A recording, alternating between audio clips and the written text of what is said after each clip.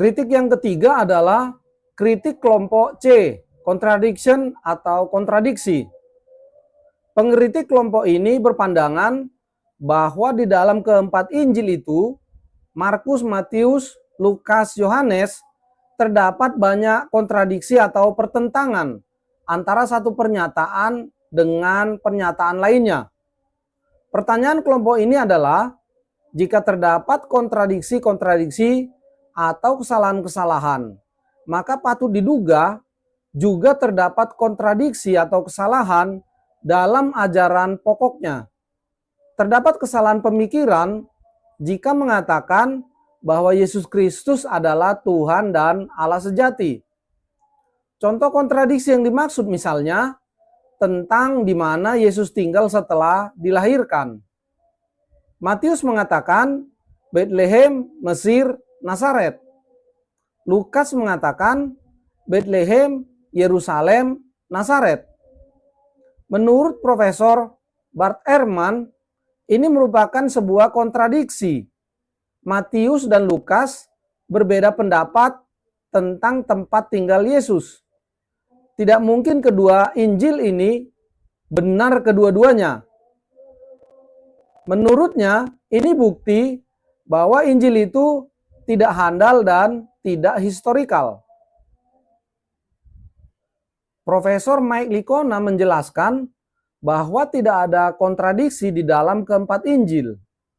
Tidak ada pertentangan antara Injil Matius dengan Injil Lukas. Keempat Injil itu adalah satu kesatuan firman yang ditulis dengan inspirasi Roh Kudus yang satu, sehingga tidak ada kontradiksi atau pertentangan. Yang ada hanyalah perbedaan sudut pandang, perbedaan perspektif saja. Ini karena ada tujuan yang hendak dicapai masing-masing kitab Injil. Tentang tempat tinggal Yesus setelah lahir, seperti yang tertulis di Injil Matius dan Lukas, juga tidak ada pertentangan. Kedua Injil itu sama-sama benar tentang tempat tinggal Yesus. Hanya saja Injil Matius memberi penekanan tentang penggenapan nubuatan, tentang Allah Bapa memanggil pulang Yesus dari Mesir. Injil Matius tidak menceritakan bahwa Yesus tinggal selama sekitar 2 tahun di Yerusalem setelah dilahirkan. Orang Majusi itu datang saat Yesus berumur sekitar 2 tahun. Baru setelah itu, Yesus mengungsi ke Mesir. Sementara itu, Injil Lukas menekankan bahwa Yesus disunat sebagaimana yang diperintahkan oleh hukum Taurat. Juga Lukas menekankan penggenapan nubuatan kepada orang benar dan saleh bernama Simeon dan Nabi Yahana tentang kedatangan Mesias. Kedua hal ini belum ditulis di Injil Markus dan Injil Matius. Jadi Lukas menuliskan tentang hal ini. Lukas tidak menulis tentang penguncian Yesus ke Mesir. Jadi tidak ada kontradiksi di dalam Injil Matius dengan Lukas tentang tempat tinggal Yesus setelah dilahirkan, seperti yang dituduhkan para pengkritik kelompok kontradiksi. Injil itu sangat handal dan historikal. Yang ada hanya perbedaan sudut pandang. Injil Matius dan Lukas sama-sama benar tentang tempat tinggal Yesus setelah dilahirkan. Kritik yang keempat adalah kritik kelompok D, dating. Kritik kelompok dating ini berpandangan bahwa tidak ada tanggal penulisan pada monograf Injil. Kelompok pengkritik ini menduga bahwa keempat Injil ditulis lama setelah Yesus pertama kali mengajar, yaitu khotbah di bukit. Oleh karena itu, jika ditulis jauh setelah Yesus pertama kali mengajar, yaitu khotbah di bukit, maka tidak mungkin para penulis Injil dapat mengingat dengan tepat dan benar apa yang dikatakan dan diajarkan Yesus. Oleh karena itu, kelompok pengkritik dating ini berpandangan bahwa keempat Injil itu tidak handal dan tidak historikal. Profesor Mike Licona menjelaskan pertama, bahwa para teolog berpendapat bahwa memang tidak ada ditulis tanggal, bulan, tahun pada keempat monograf Injil. Tetapi dari cerita turun-temurun dari jemaat perdana, diketahui bahwa keempat Injil ditulis sekitar 20-40 tahun setelah kenaikan Yesus ke surga. Ditulis oleh para rasul murid Yesus dan oleh para murid dengan sumber para rasul murid Yesus. Keempat Injil juga ditulis ketika para rasul murid Yesus masih hidup. Artinya, keempat Injil ini ditulis tidak lama dari saat Yesus mengatakan atau mengajarkannya. Injil Yohanes dipandang sebagai Injil yang terakhir ditulis. Diperkirakan ditulis sekitar tahun 90-an sesudah Masehi. Uji karbon terhadap P52 atau salinan Injil Yohanes 18 ayat 31 sampai 33 yang diberi kode Papirus 52 menunjukkan bahwa salinan Injil Yohanes itu ditulis paling lama sekitar tahun 125 sesudah Masehi.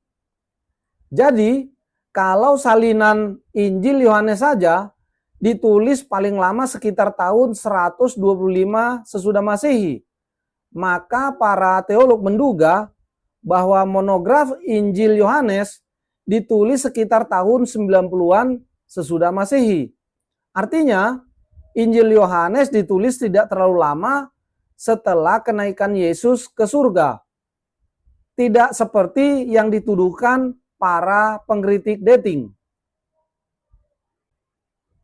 Kedua, tentang jika Injil ditulis lama setelah Yesus berkhotbah pertama kali, yaitu khotbah di bukit, maka tidak mungkin para penulis Injil dapat mengingat dengan benar tentang perkataan dan ajaran Yesus. Para teolog berpendapat bahwa Injil ditulis sekitar 20-40 tahun setelah Yesus naik ke surga. Para rasul masih hidup saat keempat Injil ditulis. Kemudian, perlu kita pahami bahwa Injil bukanlah transkrip percakapan dan pengajaran Yesus.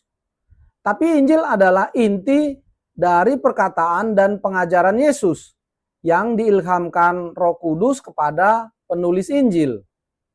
Oleh karena itu, kalaupun keempat Injil tidak ditulis sesuai kata per kata dan titik komanya sama dengan yang dikatakan Yesus, tetapi gereja percaya bahwa isinya adalah sama dengan yang dikatakan dan diajarkan oleh Yesus Kristus. Karena penulisan keempat Injil itu diinspirasikan dan dipimpin oleh Roh Kudus yang adalah Allah itu sendiri. Gereja percaya bahwa seluruh Alkitab diinspirasikan oleh Roh Kudus kepada penulisnya. Ada sekitar 40 penulis Alkitab. Para penulis ini hidup di waktu yang berbeda, tinggal di tempat yang berbeda, ditulis dalam kurun waktu lebih dari 1000 tahun. Tetapi seluruh isi Alkitab merupakan satu kesatuan firman dan tidak saling berkontradiksi satu dengan lainnya. Semua isi kitab-kitab itu bercerita tentang satu topik utama yang sama, yaitu tentang Yesus Kristus, Sang Firman Allah. Mengapa bisa terjadi demikian? Yaitu karena semua penulis Alkitab diinspirasi oleh Roh Kudus. Demikian juga Injil diinspirasi oleh Roh Kudus. Jadi, keempat Injil itu ditulis dalam waktu yang tidak terlalu lama, yaitu sekitar 20 sampai 40 tahun setelah Yesus naik ke surga. Dan Injil itu bukan merupakan transkrip perkataan dan pengajaran Yesus. Oleh karena itu, gereja berpandangan bahwa keempat Injil itu handal dan sesuai dengan perkataan dan pengajaran Yesus Kristus. Kritik yang kelima adalah kritik kelompok E, eyewitness atau saksi mata. Kritik kelompok E ini berpendapat bahwa Injil ditulis bukan oleh saksi mata, bukan oleh murid Yesus sendiri. Jadi para penulis Injil tidak mendengar atau tidak melihat sendiri saat Yesus mengajarkan atau mengatakannya. Menurut pengkritik kelompok E ini, Injil Markus, Lukas, dan Yohanes bukan ditulis oleh saksi mata atau murid Yesus Kristus sendiri. Oleh karena itu, kelompok ini berpandangan bahwa Injil itu tidak handal dalam hal saksi mata. Para teolog sebagaimana yang dikemukakan Profesor Mike Licona berpendapat bahwa Markus dan Lukas memang bukan termasuk 12 murid yang dipilih oleh Yesus sendiri. Tetapi Markus dan Lukas adalah pengikut Yesus di sepanjang pelayanannya. Markus adalah saudara Barnabas. Rumah Markus sering dipakai sebagai tempat berkumpul para murid Yesus. Di rumah Markuslah para murid berkumpul, dan ke rumah Markuslah Rasul Petrus pergi saat malaikat melepaskannya dari penjara Herodes. Kisah Rasul 12 ayat 12. Markus adalah salah satu dari 70 murid yang diutus Yesus. Markus menulis Injil Markus dengan Rasul Petrus sebagai sumbernya. Itu sebabnya para teolog menyebut Injil Markus juga sebagai Injil Petrus. Jadi, walaupun Markus tidak termasuk dalam 12 murid Yesus, tetapi Markus adalah orang yang selalu mengikuti pelayanan Yesus. Mengenai Lukas, Lukas juga tidak termasuk 12 murid Yesus. Tetapi Lukas juga adalah pengikut Yesus. Sebagian teolog juga meyakini bahwa Lukas adalah salah satu dari 70 murid yang diutus Yesus, Lukas 10. Para teolog berpendapat bahwa Lukas menulis Injil dengan bersumber pada Injil Markus, Matius, dan sumber Q. Mengenai Injil Yohanes, sebagian teolog percaya bahwa Injil Yohanes ditulis oleh murid Yohanes. Tetapi mayoritas teolog percaya bahwa Injil Yohanes ditulis oleh Rasul Yohanes sendiri. Itu sebabnya Yohanes dapat mengajarkan tentang hakikat kealahan Yesus, di mana bagian ini belum banyak dijelaskan dalam Injil Markus, Matius, dan Lukas. Jadi, walaupun Markus dan Lukas tidak termasuk 12 murid Yesus, tetapi Markus dan Lukas adalah pengikut Yesus dan hidup sejaman dengan 12 murid Yesus. Markus dan Lukas juga menulis Injil dengan sumber murid-murid Yesus. Mereka juga menulis Injil pada saat para rasul murid Yesus masih hidup dan membaca tulisan Injil itu juga. Oleh karena itu, para teolog percaya bahwa Injil itu adalah kitab yang handal dan historikal, tidak seperti yang dituduhkan oleh para pengkritik eyewitness. Dari penjelasan-penjelasan tersebut, ada beberapa kesimpulan yang dapat kita tarik, yaitu pertama, ada 5 kelompok kritik terhadap Injil, yaitu kelompok A, anonimus, B, bias, C, kontradiksi, D, dating, dan E, saksi mata.